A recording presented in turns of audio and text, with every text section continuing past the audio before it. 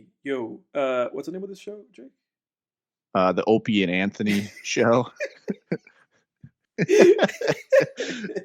right? Isn't that what we are? I guess so, right? We're the Opie and Anthony show. Welcome back, everyone. Yeah. I was listening to a little bit of that today, dude. That was whoo. That was whoo. They were getting into some whoo. They were pushing the envelope, man. I'll tell you that. You know, I Wow. never, I never got into Opie and Anthony too much. Like, I just watched like certain interviews and certain stuff that they did, and then I've also watched like clips and stuff you sent me. But I never got like too like deep into it. I will say that, like, I mean, I like a good bit of it. Like, I once in a while, I will say this, like, and this is coming from, I'm a fan. We were just off the air talking about the Cumtown podcast. Like, Yeah. I'm a huge Cumtown fan. If you think Cumtown pushed the envelope, like Opie and Anthony, man, there's like certain, like, there was a clip. I won't even talk about the contents of it, but there was a clip today where I was just like, it was just so mean. I was like, Jesus, like, they were, suffice to say, they were watching something and making fun of it, and it was really mean. And I was like, holy shit. Ooh, really? It goes like a little far. And I'm not a prude, like, I like, all of that, like, Kind of boundary dark humor. pushing, Yeah. yeah, dark humor, like potty humor, blue humor, like all of that shit. I love that. Again, I love Come Town. Um, but yeah, they just went wild. But anyway, welcome back. You're not here to listen to us talk about another radio show. You're here to listen to a radio show that's not quite as good as Mm. the ones we're talking about. So welcome back, everybody. Much, A little bit of much better than the other one. Go yeah, ahead. yeah, yeah. Go ahead. So a little bit of housekeeping. We will basically, what we're planning to do here is, by the time this episode comes out next week, which will be the week of Thanksgiving, when this episode premieres, so a week from when this episode premieres, it'll be Thanksgiving. So next week we will be off, and then the week after, so the Monday after Thanksgiving, Cyber Monday, I guess, Yeah. we will be dropping the Christmas special, the Film Tangents Christmas special, and that will double as the season 2 finale. And then we'll be back sometime late January, early February at the very latest. So that's just a little bit of housekeeping, but the Christmas special is going to be fun.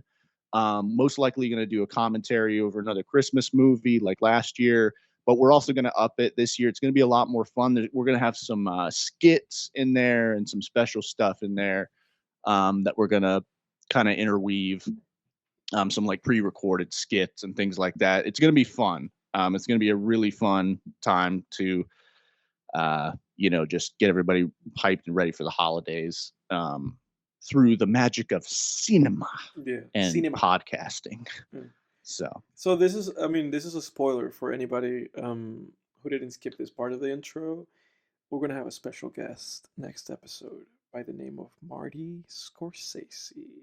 oh yeah, that's right. How could I forget? Oh yeah, I'm like Eric Andre in that episode where he had Jimmy Kimmel on. Jimmy We Kimmel dude, come we have out. a yeah.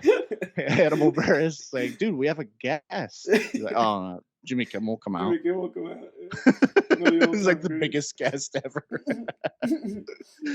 Jimmy Kimmel was crying again. Did you see Jimmy that? Kimmel's always crying, man. Why is he always He's crying, always dude? crying. He's always crying. Anytime that he's like in the trending page, it's because he's crying about something. And there have been times What's where with that?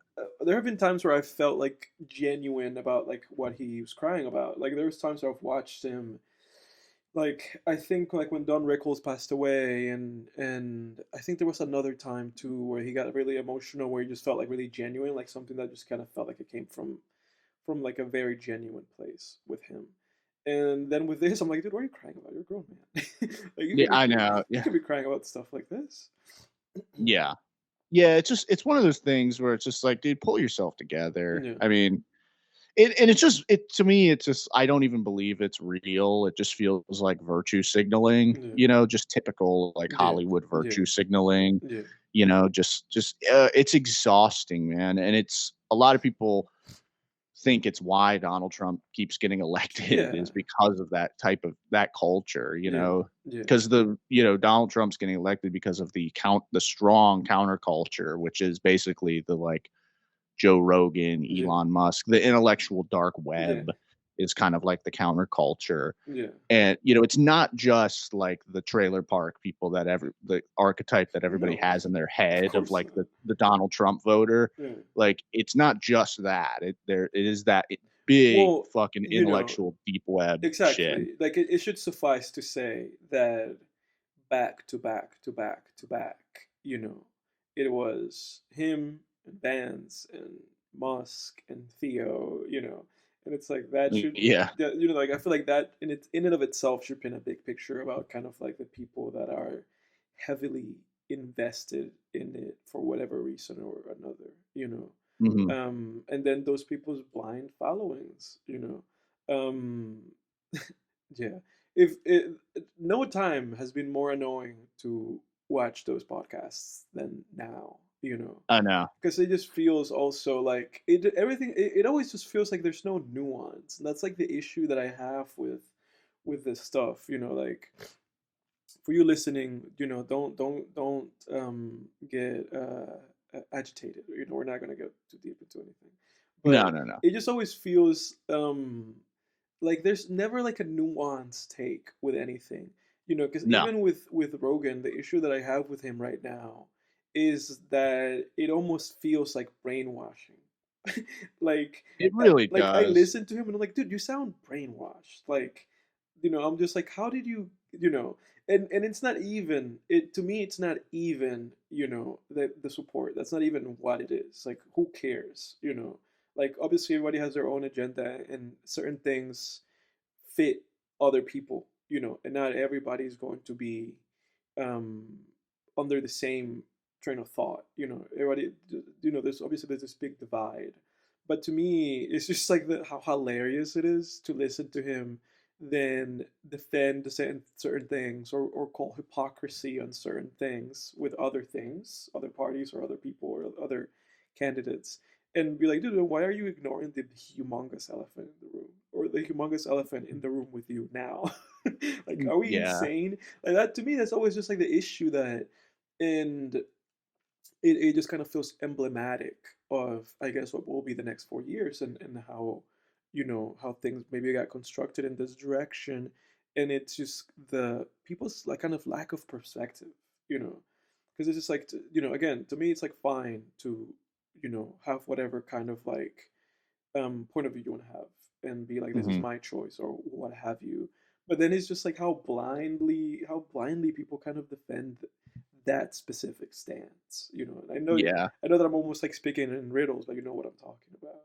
No, no, I know what you're saying. I mean, I guess kind of my take is like I'm kind of annoyed in almost equal measure by like mainstream culture and 100%. that Yeah, intellectual deep because it goes web both culture ways. shit. Yeah, Yeah, they're both equally annoying in equal measure. They're just both kind of shouting at each other. Like, yeah, of course we all hate the whole, like you could probably picture as I'm describing this, but tell me if this image sounds familiar to you, like a big celebrity selfie at the Oscars. It's got like Ellen yeah. DeGeneres Oh, in it dude, yeah. and Jennifer You don't even. Lawrence. I don't need. Yeah, Yeah, DiCaprio guilt tripping people. Yeah, yeah, yeah, it's just like, everybody that is like that's like the poster child of like the mainstream like elitist culture where everybody's just kind of like, you just roll your eyes and groan. But of course, dude, I roll my eyes and groan in equal measure when I see like, the intellectual dark web shit of like, oh yeah, wow, Elon Musk is a real man, yeah, Andrew Tate's a real man, yeah. he knows Andrew Tate's a man of God, and Ugh, it's just like, yeah, ugh, ugh, yeah. it's just But yeah. but it's like Then but it's it exactly feels what you're like then saying there's like though. this Yeah, small group that's just kind of like, a little more nuanced and doesn't subscribe wholeheartedly to either side, and right, that's what I try to be. right. That's where I try to land. Yeah, I would like, with Donald Trump getting elected now. There's nothing there's nothing to be done about it now. He's in. I would like to see some solid like counterculture in response to that isn't, the shit we got which was the, elitist, like woke, Right. just overly cancel culture that we got Right. like for 4 years the Right. first time around. And Like, and let's try something else. and Like, that's let's the get and, some solid, nuanced, like right. counterculture And in that's there. the issue, isn't it? That it's just like we are being presented with just like too much of an overcorrection, right? In either direction. Yeah. And it's like Yeah. and Yeah. it's like you're saying, it's like can we for once, not just like oversteer like steer this wheel, And a lot of the Hmm. conversation has been that most likely that is what needs to happen, that maybe things Hmm. were pushed too much in one direction, and that there might have to be a little bit of kind of like a backstepping, for better or Hmm. worse. I guess we'll see. I kind of wonder if the overcorrection just in our current climate is inevitable just because of social media and YouTube and Yeah, and the internet overall, let's say. It almost seems like an overcorrection in either direction is going to be like inevitable now because these echo chambers are yeah, just so easy to create and yeah. It's maintain. And terrible. now, Yeah, it's terrible. yeah, it's like I don't know what you can really do about it except for get the fuck off the internet, which is Yeah, what I did. yeah. It's funny, man, because I guess to bring a celebrity into this, talking about celebrity endorsements. I remember that. I you probably know who Chappelle Roan is, right? Uh, doesn't ring a bell. I might know who is that. She's a famous pop singer. Um, she has a song Oh, called like "Had to Go." Have you heard that song? I don't think so. Well, I guess maybe I'm introducing you to Chaperone. It's just hilarious. And I I'm would be, looking at a picture of her right now. I don't even recognize her. I don't it's think. it's hilarious that I would be introducing you to Chaperone. But she's just kind of like she's like another she's a young woman singer, in the likes of like Olivia Rodrigo or Sabrina Carpenter, like kind of like this kind of new generation of like young pop singers in their 20s. Yeah. Um, and she's had a very prominent year, full of kind of controversy in one way or another. But the reason why I'm bringing her up is because she was the only like celebrity endorsement where she was like, I'm endorsing, she endorsed, like the Kamala Harris. Hmm. Um, but she was the only person that on top of that said like, but I feel like, she is also not very good, which is the hilarious thing because it's just are we just so far gone that we're all, like at the very least, I feel like at the very least in 2016, people were like, yeah, this is like two bad choices, Hmm. but now it's like people don't even want to acknowledge, you know, that it was not a great choice to begin with, and if you were a celebrity and you even had the audacity of doing that, then people would just got up your ass, Hmm. Pretty interesting the climate that we are in right now, but I guess I guess we'll see again in 4 years what Yeah. how things go and if we're still here doing alive. So let's hope for that. Let's bookmark this. Let's clip this part of this episode. Um, but leaving these waters, what do you make? I want to get your take about the Tyson Paul thing that's Oh happening yeah. tomorrow night on Netflix. Please talk to me about that. Yeah, that's funny you say that because I just saw today that it's tomorrow. Dude, I really don't know. Because I I think I'm gonna like watch it, dude. I'm It's gonna on watch it. Netflix. Yeah. Yeah. Yeah. No, I'm watching it, dude. I mean, I don't know what to make of like what the results are gonna be because like I don't know. Is it like I kind of find myself at two different trains of thought, I guess, where it's like on one hand, I'm like, it's Mike Tyson. He's gonna, just level Jake Paul. But then on the other Right. hand, I'm kind of like, but have we kind of mythicized Mike Mike Tyson. Tyson at this Yeah. point where like we've like elevated him to this level of like a god, but at, Right. at the end of the day, like It's just some old guy. yeah, Yeah. he's like an older guy now. I mean, how old is Mike He's like Tyson? Like 50 something or like 60. Like 57? yeah, he's 58. So he's pushing 60, So it's like I don't A know. grandpa against a guy in like Know what his late 20s on Jake Paul.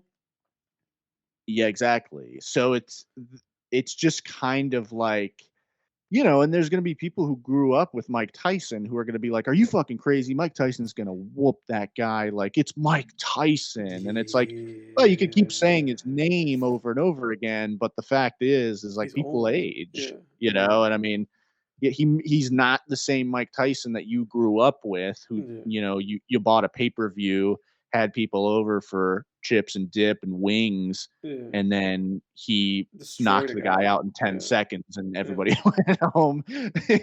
Like, so I don't know what to make of it. And I don't follow boxing close enough to even really like, I'm more of an MMA guy. With boxing, I just don't know, especially after seeing how good Jake Paul did against Mhm. Nate Diaz in a boxing match. Mhm. Like, if they had an MMA fight, Nate Diaz obviously would have, mopped the floor with him, but it was boxing, so it was Jake's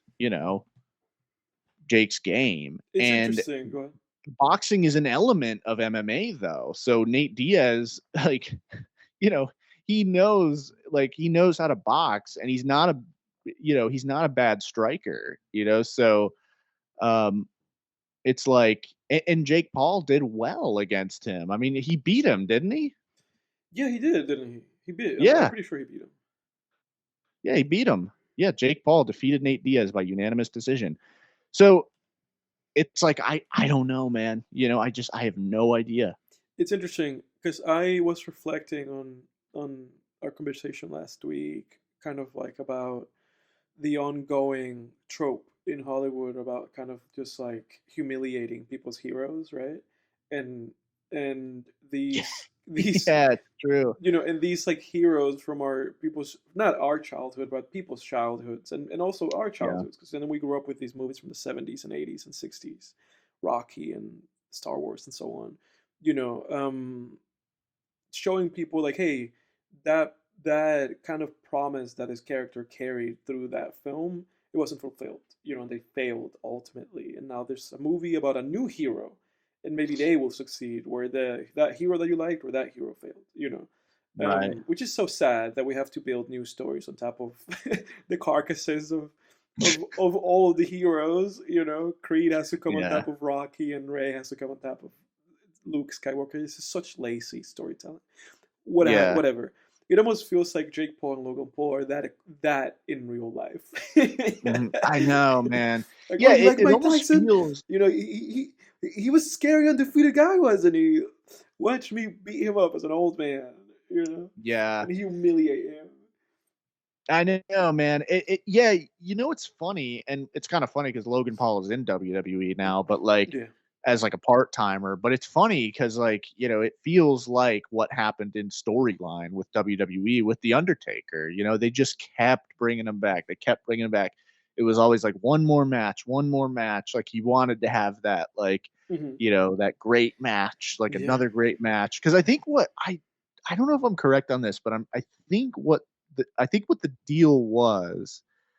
What's the deal with the Undertaker?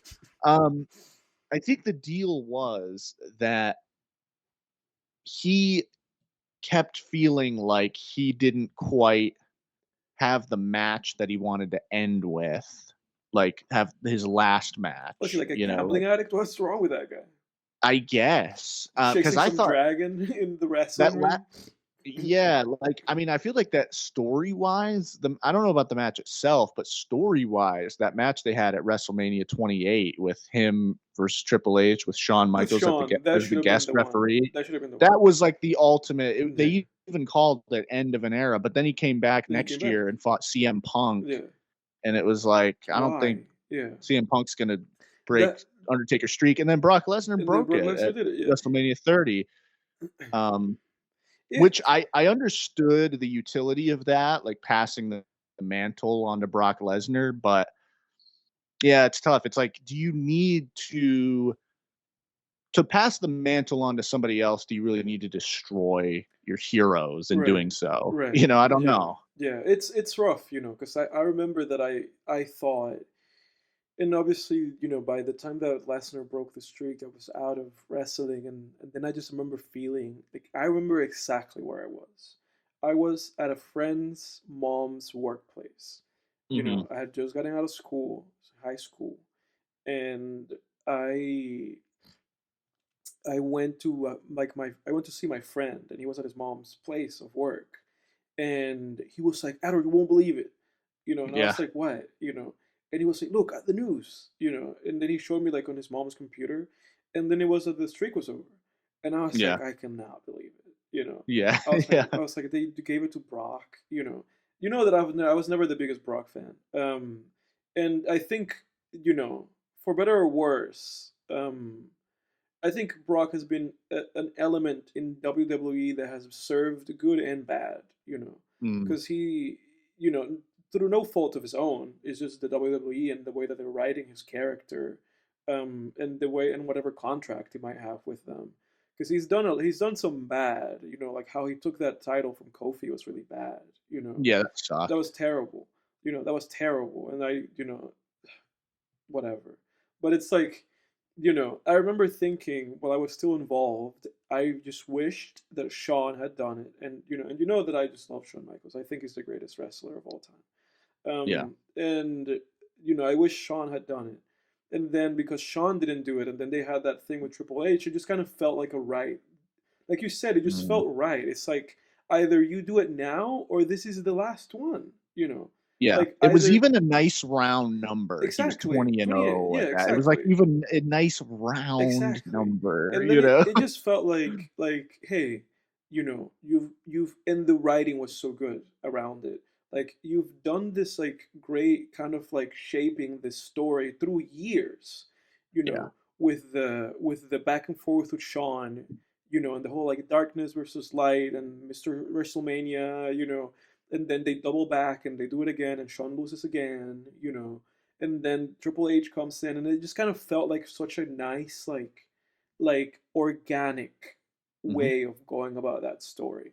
And it just Yeah. really felt like either if he loses now, he's done, or Hmm. he wins and you guys call it that. Yeah. But then it's like, no, you have to go on for another couple of years and embarrass yourself. Yeah. It's just It silly, was it man. was almost like a 4-act story in a way too, like his first 2 matches with Shawn and Hmm. then his 2 matches with Triple H, Hmm. It was Hmm. like because at the end of that 3rd match of match number 3, which was the first match with Triple H, Hmm. like Undertaker won by like the skin of his teeth, Yeah. So it was almost like end of act 2, Yeah. characters at their lowest point, Yeah. Like where Yeah. it was like Undertaker's like the anti-hero of Yeah. this story, Yeah. or like just it was perfect, man.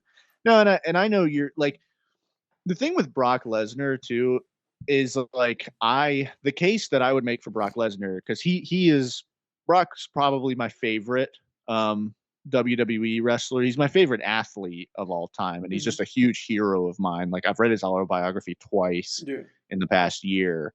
Um, I'm a big Brock Lesnar fan, and like as a wrestler and an MMA fighter. Hmm. And like the case I would make for Brock in WWE, I definitely think he did more good.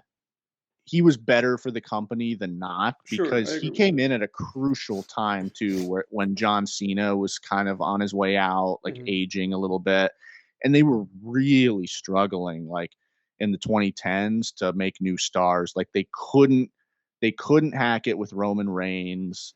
They couldn't really get like I mean, they tried a bunch of pushes back then. None of them really worked. Like they tried with Daniel Bryan, and he got injured a bunch of times and just had to, hang it up. Daniel Bryan would have been like where Cody Rhodes is now, because of the ultimate point is like Cody Rhodes is now finally the one to kind of take up that John Cena Yes. mantle Yeah. as like the face of the company. Yeah. But that took a long It took ass a long time. time because he left the company too in the midst in between and now him being back and doing this shit. Mhm.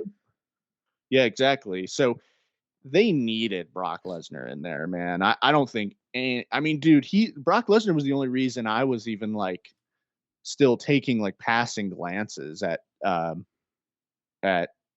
WWE in the past like Yeah. 10 years, honestly. Yeah. Um but and now he's done though. Brock Lesnar's done. I don't think they're going to bring him back Yeah. cuz he had that controversy with the whole like alleged Vince McMahon stuff, which who knows what the deal is with that, if it's even true, if But Could you go you into know, that? you just I don't think I'm aware of that.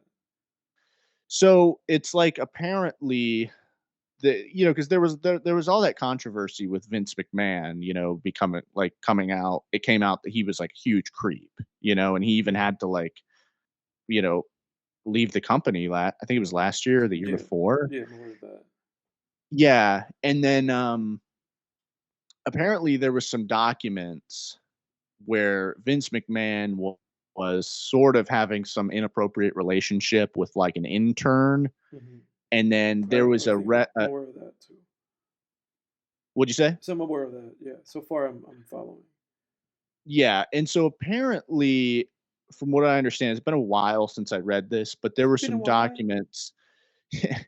There were some documents where um, that alleged that Vince McMahon was trying to re-sign a certain wrestler, and as part of the deal, he was going to allow that wrestler to hook up with this intern, and it was like Oof. right around the time that Brock Lesnar re-signed with the company. Like the Ooh, timeline ooh, matched up really that sounds well. like some kind of weird like sex trafficking or something. Yeah, so it's really bad. So like WWE's lawyers have because I think the last time Brock appeared in the company was like I think it was like 2 years ago now. Hmm. Cody Rhodes, I think his last match was like Cody Rhodes beat him for the championship. Oh, good, good, good. If you let the belt go clean, because all these fuckers get so weird about that belt, man. Just let the guy I pin, know. bro. Yeah, no, Brock Lesnar was he. That's the thing too. Like I know the Kofi shit was bad, and who knows how much that was the writers versus Brock. Yeah. Because the thing was is like I mean, it he beat was Kofi in like 10 seconds.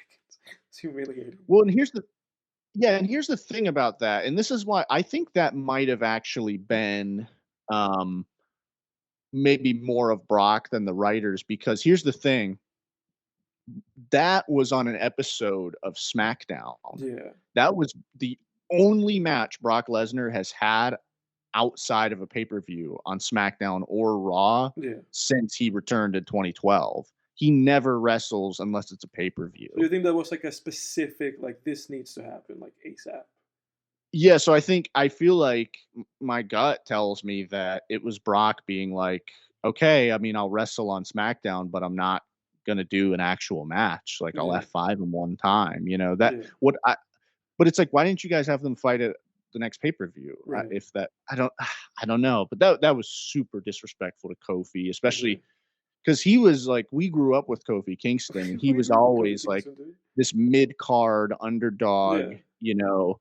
and he finally After made it, and then just to have decades, Brock, like, after stomp decades him. of serving that fucking company Yeah, on a fucking SmackDown, I just know, man, yeah, I mean that was terrible. That was and they could have terrible. had a great match too, Brock and Kofi, man, that could have been an awesome match. Yeah. Um, but anyway, so to tie up the other thread, though, essentially, I think WWE I saw like an article of like a few months ago that said WWE's legal team like officially advised them to not bring back Brock Lesnar. I see. So that might be it Hmm. on Brock. And if that stuff is true, then good fucking thing. Yeah. But it's just disappointing because it's like, man, Very I would love to sick. see Brock Lesnar come back, but Yeah. you can't be sliding around acting like that either. No. So it just sucks. It's It's like why it's terrible. Why would he want a contract to say something like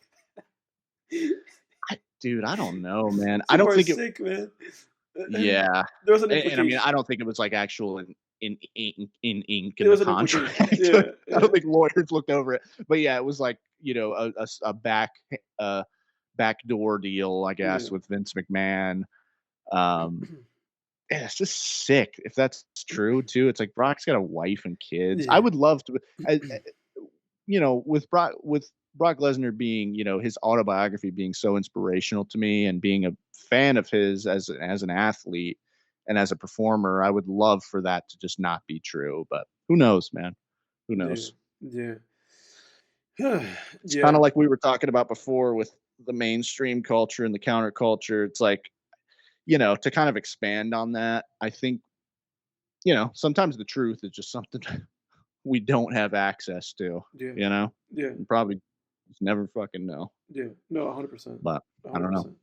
Yeah. What unless if it becomes a unless she takes their asses to court and confirms it, and then then we will know. what's that Who shirt? knows? What's the shirt you're wearing? I know this is like outside of podcast. What is that? Oh, this is the 5K that I Oh, ran back okay. I thought in that it was like a May. movie. For some reason, I thought for a second I saw he's wearing a movie, a poster for the movie The Conjuring, because it has like that tree. Oh yeah, it's the tree. Yeah, I that's was like, did hilarious. I know you were that big of a fan of The Conjuring? Oh, excuse me. I said one thing that wasn't correct there. I said it's the 5K that I ran in May. I meant it's 5K that I won in Yeah, May. you gotta give So, that, you gotta give yourself that one. I'm impressed with that. Um, thanks, dude. Everybody, this is gonna be a little bit of a short show. Yeah. But suffice it to say, we'll make it up for you guys on the Christmas special. But that being said, do you have anything you want to recap on, Jake? Anything you want to mention? I'll recap my stuff quick here. I'll give like a one sentence thing for each thing, and that's for real this time. I watched 13 Going on 30 for the first time. I thought that was pretty above average for a I rom love com. that movie. That's like, Yeah. I have like a list of, and actually completely divorced of you having watched that movie. I mentioned that movie in conversation, and I said this exact same sentence, which is that it's like that's one of those movies that I put together with like 10 Things I Hate About You, and like, Yes. Yes. it's like there's like a handful of movies that they all go together. This like kind of Mhm. like mid tier, like 7, 8, like feel good. Just like you put it on and you have a really good time. Like, Mean Girls, I'd put in there. yeah, movies The like that. 2000s Yeah. rom coms that were actually like above average and really Yes. well written. Yes. Yeah. 100%. Yep. Mm-hmm. 90s, 2000s rom coms. Yeah, exactly. I rewatched The Hateful Eight. God, dude, I love that It's movie. a That might be great one. movie. I watched the movie with my mom. Oh damn, that movie is so good. That's Tarantino at his like best. I think that might be my favorite Tarantino movie. I don't Yeah. know. It's so goddamn good. Just you can when you watch it, like you just feel like this guy loves cinema. He Mhm. loves classic movies, and it just feels like, and it really feels too like you're just reading like a cozy mystery too when you watch it. A It's such a good violent movie. cozy mystery, Yeah, it's so good. but yeah. It's so good. Um, I watched for the first time. Um, Jack and I watched it together. Venom, Let There Be Carnage. The second That one, movie, right? With Woody yeah, Harrelson. yeah, that movie's a mess, Here's a dude. That movie fucking stinks. apple. Yeah, yeah, yeah, yeah. A curb reference. So, yeah, I don't know. I'm maybe if if I remember on the Christmas special, maybe I'll go on a tangent about it. But like, I don't know what the hell Sony's doing with this universe, but it's just weird movies that they're making, dude. And there's one fight between Venom and Carnage in the movie. It's like, what are you doing? This is like if anything, give us this. But they have one fight. Um, I wanted to show my girlfriend Whiplash, which Oof, I think is one of the greatest films ever made. for sure. Um, so I rewatched that. What did she think? She loved it. And then Nice. because we're getting into the holiday season, I don't know. A lot of people might not know this, but Godzilla Day is in December. Godzilla Day being when Godzilla. Oh no, sorry, it's November 3rd. So it already passed. But Godzilla originally came out. When did the original Godzilla come out? Let me see here. People are like, Jake thinks he's such a big fan of Godzilla and he doesn't even know this stuff. 57. Um, I don't know what day in the month. okay, November 3rd in Japan.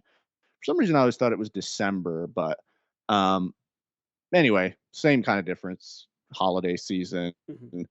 Um, Do you watch the but Godzilla yeah, movie? like so I get it. Yeah, I get in kind of a Godzilla slash kaiju mode during the holiday season, like Thanksgiving, Christmas time. Um, I don't know what it is. I think maybe when I was a kid that maybe there was like more. I don't know. I mean, Godzilla wasn't big at all when I was a kid, but somehow there was some weird force in the universe that let me know that Godzilla Day falls around this time of year. So I was Hmm. getting to kind of a Godzilla kaiju kick around this time of year. So I watched Mothra versus Godzilla, which was the fourth ever made Godzilla movie. It's a good movie. I like it. Um, and then as far as uh, books, I'm reading The Hollow Places at the moment. It's a horror novel by Ursula Vernon, writing under the pen name T. Kingfisher. And it's good. I like it. Um, I'm like 3/4 through, so I've been blowing through it pretty quickly. But it's basically like this woman who has had a divorce recently. Um, she starts working at her uncle's like museum. He owns like this little one of those like one story kind of museums that Hmm. has like taxidermy and stuff in it. And her and one of her coworkers, they find this like hole that someone apparently knocked in the wall, and they sort of like realize that on the other side of it is this hallway that can't exist. Like it's so long, they're like, well, we should be at the street by now, you know. So they go in, and it's a long story short, it's like kind of an Alice in Wonderland type thing where they go through and they're eventually in sort of another realm.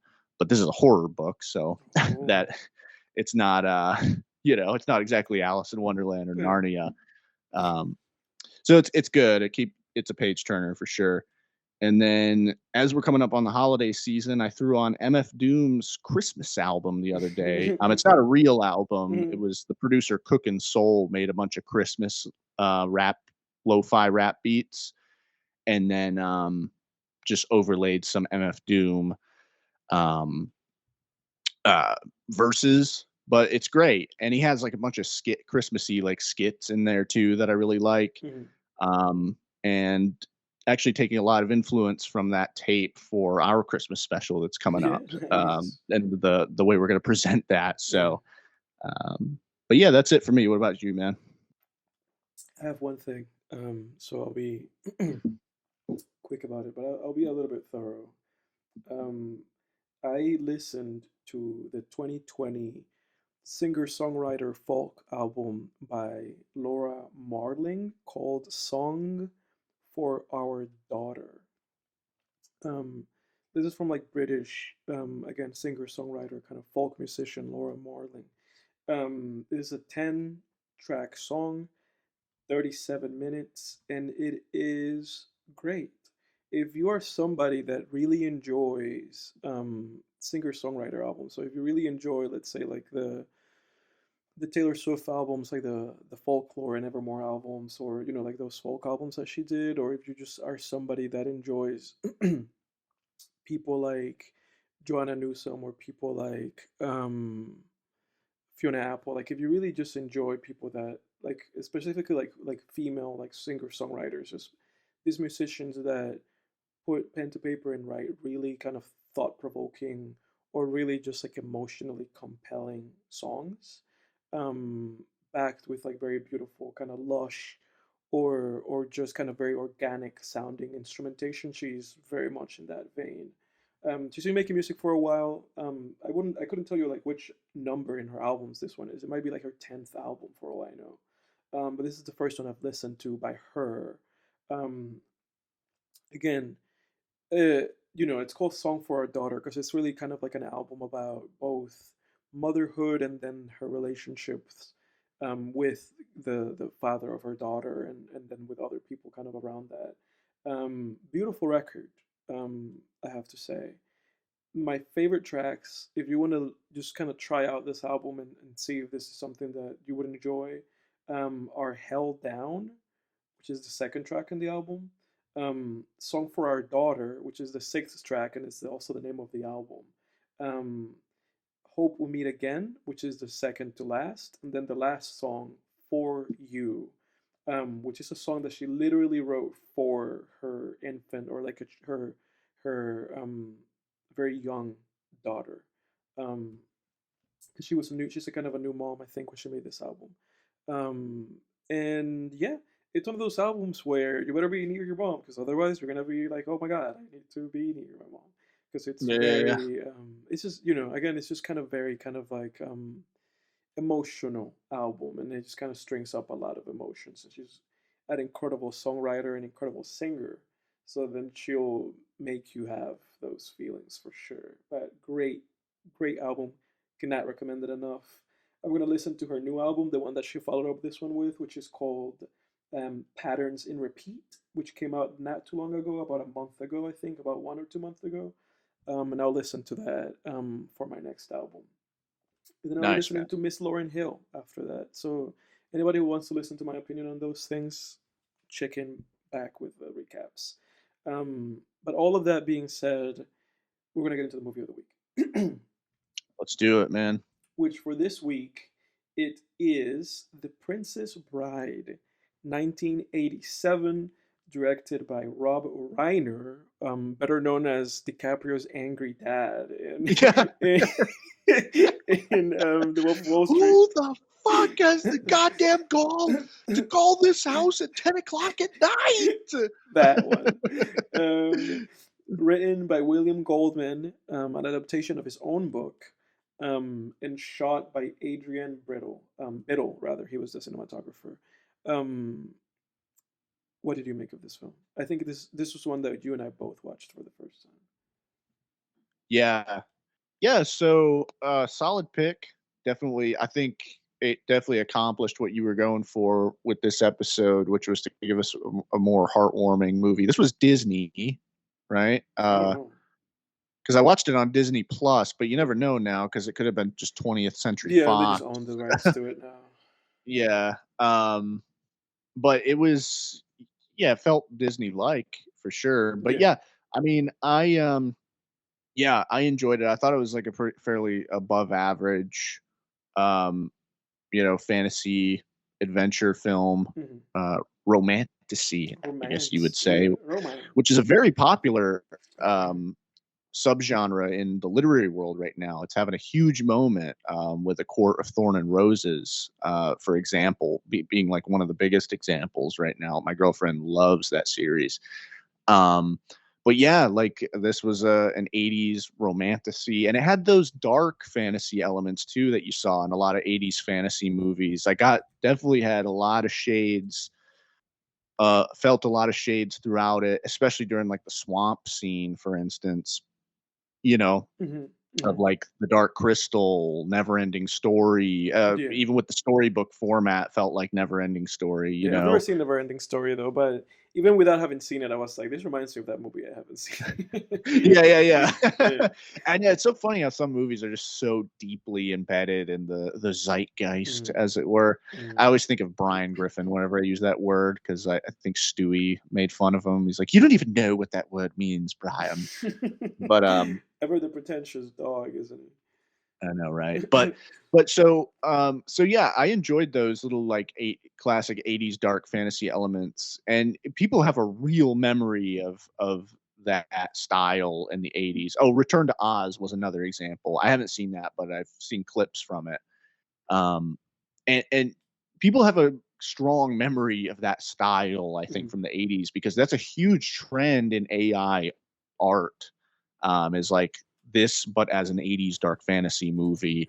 That's like the thing I've seen the most in AI art. Mhm. Um, so, but anyway, on to kind of like the content of the movie. Like, I'll just pause. I'll pro con it.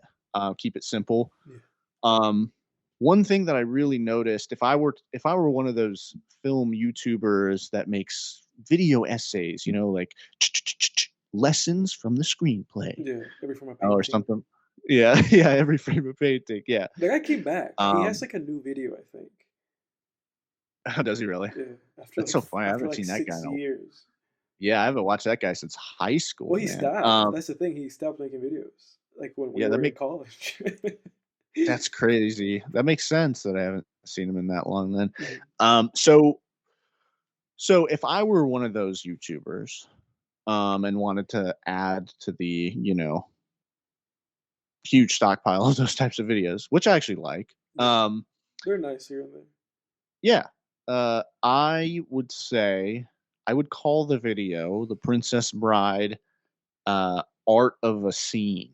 because there were some very well written scenes in this movie where the scenes themselves felt like 3-act stories, you Mhm. know. Mhm. Probably my favorite scene in the movie was when the Daredevil knockoff, who we later find out is the handsome prince or whatever, the blonde haired guy Mhm. with a really bad mustache. Terrible um, mustache. yeah, when Mr. Daredevil knockoff is climbing the cliff I agree. I and was that's the the scene that Spaniard, that's the exact scene I thought you were gonna mention. yeah, throws down the rope to him. It was just a very well written scene. Same Mhm. with the drinking the wine scene Mhm. too, where Mhm. it's I just didn't like you expect have that this. guy to die out that quickly in the movie. I was like, I thought that Yeah, guy was gonna keep being in the movie. yeah, yeah, yeah. Yeah. Yeah, so yeah, I thought like they did a really good job with those scenes where the scene itself really felt like just a 3-act story, where you just had this great kind of rising action, and then you had like a point of no return, a midpoint shift, a lowest point, and then um a resolution, a climax and a resolution or whatever. And then it just felt like um, there was enough within the scene too to really hook you and keep you engaged. Just very well written on a scene to scene level, I Mhm. thought. Um, and then yeah, the stakes I thought were solid. Like the stakes were good. I liked how they interwove the revenge story into the main plot. So like you had the whole idea with the guy with the 6 fingers or whatever who had murdered Mhm. the Spaniard's Mhm. dad, and then that sort of crosses over with the main story. I thought that was good, and we were already rooting for the Spaniard. Let me ask you: during their sword fight, who were you rooting for, the Spaniard or the Daredevil knockoff? The Spaniard. I wanted him to Yeah, win. same, Yeah. same. Yeah, Yeah. yeah. I wanted him to win Such because a likable guy. he was so likable. It Mandy was like this guy's Patinkin. so honorable, Yeah. and I really thought that was his scene, I thought the Daredevil knockoff was like the antagonist of that scene, Yeah. even though he That's was how I felt. likable as well. Yeah. Yeah, but the Spaniard was like it was his scene. It was like you know, he was made very likable when he had sort of a pet the cat moment, I guess you would call it, where or save the cat rather, Mhm. Mhm. where he throws down the rope To help him out. and Yeah. yeah, and he has this sense of honor where it's like, "Oh, this is gonna be a good, clean, fight," you Mhm. know? Mhm. And I was just really rooting for him, and then he set up the stakes of, like, he wants to find his father's killer, so then that made me like, "Oh, so not only does he stand to lose his life, but if he loses this duel now, he's also going to lose his super objective, which Right. is, or his main objective, which is the revenge um, quest. Mhm. So, um, yeah, and I thought it was great how they wove that back into the main story. Yeah. And I guess some of the negatives for me, I felt like this movie was weirdly tonally jarring. Um, like at certain points, it felt like a fun family adventure Mhm. film. And then at other points, it was like very comedic, where it was like, why are they trying to be funny right now? Like there was a lot of bathos in this movie, like funny, comedic relief during very serious, dramatic moments. Mhm. Um, which I felt a lot of that was a little bit exhausting.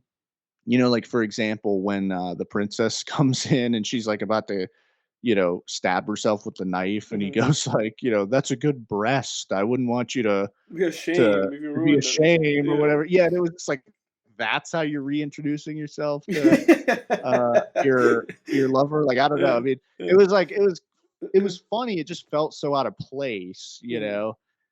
to me. It felt, what it felt like? It felt like the Star Wars prequels, particularly the Yeah. Revenge of the Sith, where it was like you have this sort of like, you know, grand adventure for all ages that's punctuated by silly slapstick humor and then also like brutal, violent Mhm. scenes, Mhm. because then there were other scenes that were really just brutal and dark and violent, Mhm. and not overly, overly so, but mm, it was there, where it was like, whoa, I thought this was a Disney movie, and now Yeah, this guy's got an open wound. yeah, So I thought it was a bit tonally jarring at times, and that got a little bit exhausting for me. yeah, Um, and I thought the Act 3 had a bit of a slog where it was um, like I just kind of was getting bored when they went into that witch's cabin or whatever, that warlock's yeah. When they cabin. revived I him was and like, he's like he can't move and he's just kind of slowly coming to. Yeah, yeah, I was like, "Can't you find a?" They could have found because it just felt like the moment of like, "Oh yeah, our heroes are about to go in and kick ass." And you know what movie I thought did the third act of this movie better is Shrek 2. It's for like the same sure, thing. for sure. Yeah. I did you have that thought too while you were watching this? Like this is the same as Shrek 2. There's I like a wedding and then it's a bunch of people invading a Yes. No, castle. yeah, 100%. Like I thought about Shrek in regards to this movie, and I agreed with you that it just felt like misplaced, where it was just kind of like, well, this is just kind of putting water on kind of the urgency of the situation here, Yeah. and it just making me have like restless leg syndrome. Like, please, let's get a move on. Yeah, Um, yeah. yeah, 100%. Yeah. But you know what they say, dude? Hey now, you're an all-star. Get your game on. Get your game I don't on, know the go song very well. play. Yeah. Yeah. Yeah. Get your game Um, on. Go play. yeah. Somebody once told me. Shrek making another appearance, Yeah, dude. dude, right? We should watch Shrek for the podcast. That should be our Christmas special. I think there is like some Shrek Christmas I special. think so too. Um, oh yeah, and one thing I thought was hilarious was at the end when the Spaniard, he got stabbed like in the stomach, He overcame that, and then didn't and then he wins the duel or he? And then it's like whatever, it never and then happened. he's yeah, and Yeah. then he's at the window with the Daredevil knockoff, and he's like the Daredevil knockoff is just like uh You're gonna become well, what are you gonna the do pirate now? now, yeah. And then I thought it would have been hilarious if the Spaniard was, well, since it's the 1200s, Hmm. probably die Like from that. gangrene from Yeah. this wound, Yeah. you know. Yeah. But then he just rides off on his horse, They just ride off into the horizon, dude, like it's nothing. yeah, which didn't bother me too much, That but it didn't also bother me. kind of felt a little bit though, because it felt kind of like it felt like a cop out, Hmm. because it felt like what was happening was this guy was suffering the consequence of dedicating his life to Hmm. revenge, Hmm. but then Hmm. he didn't. Then it was like the wound is just somehow not, Right. gonna kill him. Right. So And it was like it's weird. like they wanted to have their cake and eat it Yes. too. Yeah, it But was go ahead. weird because it was one of those things where it's like he just chased that guy through that whole castle, Yeah, just for him to like outsmart him and get him. And I was like, yeah. oh, this is gonna be interesting, because again, I've never seen this movie. I had heard that line. The line's so famous. My name is Inigo Montoya. You killed my father. Pray to that. I knew that line Mhm. before I watched this movie. Did you know that line? I don't think so. I knew that line, dude. Like before I even watched this movie, I knew that line. It's been referenced in so many other shows, Friends. Like it's just everywhere. It seems. All of those like old like '90s and 2000s shows have people referencing that line from that movie. Um, so I knew the line, and so I had an expectation that it was like, oh, I guess he's gonna fulfill his revenge, because I doubt people would repeat this line so much in pop culture if the guy hadn't been successful, Yeah. and then I thought like, well, he just keeps repeating it through the movie, so maybe people just repeat it a lot in pop culture just because he repeats it a lot in the movie. Mhm. And then he got with that dagger that guy threw at him or whatever. Um, and I was like, oh, I guess he I guess he doesn't get his revenge. And then Yeah. I thought like, oh, that's interesting. Like he's just been living for this, and whenever he's like not living for this, it just becomes like a drunk. Um, and so then somehow he like spirited himself by just repeating it like some kind of mantra, and then he defeated him. But then I was like, well, but you still have this injury that seemingly was like life threatening enough that the villain thought that he killed you, or that he, Yeah. or that he, had successfully like incapacitated you. But not only was he then able to successfully sword fight him and kill him, the villain, Hmm. with this like bleeding wound and red and blood everywhere, but then he was able to reunite with his buddies, jump out of a window, be caught by Andre the Giant, Yeah, and yeah, yeah. ride a horse from dawn on, from like, dusk until dawn or whatever, and be fine. I was like, Yeah. this seems like a little bit, like you guys stretched this a little bit too far. Like maybe if you were gonna do this, you should have had him pretend to be hurt, but actually he caught it and he just like stabbed through his hand or something. Like maybe don't actually make it seem like the guy's gonna die. It was weird. Um, Yeah, or just have him injured, get his revenge. I thought that was fine, mhm, but then just die. die, Yeah, you know? Especially because this movie had, like, a dark fantasy tone. It would've been I thought it would've been good if he not if that he I just wanted them kicked to the die, but bucket. Yeah. yeah. But then an issue that I had with this film was that I felt like the main actors, like the princess and the prince guy, I felt like they had chemistry, but it just wasn't in the writing. Like Yeah. I felt like the actors had chemistry, and the way that they acted with each other and the way they looked at each other was like had chemistry, and there seemed to be like passion. Robin Wright's first movie, and I mean I enjoyed watching her in the movie, which was great, but they just didn't have any chemistry, like in the writing. They, whenever they had, like, when he was kind of like guiding her through that forest, it was just him yapping, like, Yeah. and she wasn't really saying much, and I was just kind of like, I wish there was like some kind of inkling that these people had this like really cool relationship, but it wasn't really there. It just kind of seemed shallow, and it was just carried by their performances. And then I think this movie also suffered from what I can, from, if I'm gonna imitate Rob Ager and try to coin things, I guess like an excess of what do you call that? Of like, what did you call it? What is the word for this? I had it in my head, like the words that I wanted to use. Fuck Rob Ager and bullshit coining of terms. But like an excess of cleverness. That's what I was looking for. Where it seemed like the movie was written in such a way where they'd always wanted to have like clever dialogue, and like, and Yeah. it just reminded me of some good folks that we knew in college. Some friends that we knew in college that always kind of wrote in this kind of like Monty Python kind of way. And I think Mhm. I've never seen any of the Monty Python movies, but this movie reminded me of Monty Python movies because I always felt from clips that the Monty Python films were films where it's just kind of all about being kind of clever and witty and funny, and Yeah, it's very, like, sketch. I've yeah, seen Holy Grail, like, way back when, yeah. but yeah, you're right. So this movie reminded me of that. Just this weird, I guess, like we could say, like English humor of just Yeah. being like it's almost like you said, sketch comedy like, and like just kind of like all about having a character be witty or say something witty or clever. So that's, Excess wit. yeah. That's what you want right there. That's the thought that I, Or excess dominoes, yeah, as excess Rob Ager would cleverness. Yeah, say. I thought excess cleverness was a little bit better than excess wit, but Was more it was more cleverer than mine. clever. Yeah, Yeah. cleverer. But that was the issue that I had with the film, where and then obviously the film structure became apparent, where it's like, okay, it's apparent now that after he defeated Inigo that it's like he's gonna go through the giant. He's basically having these three tests, right?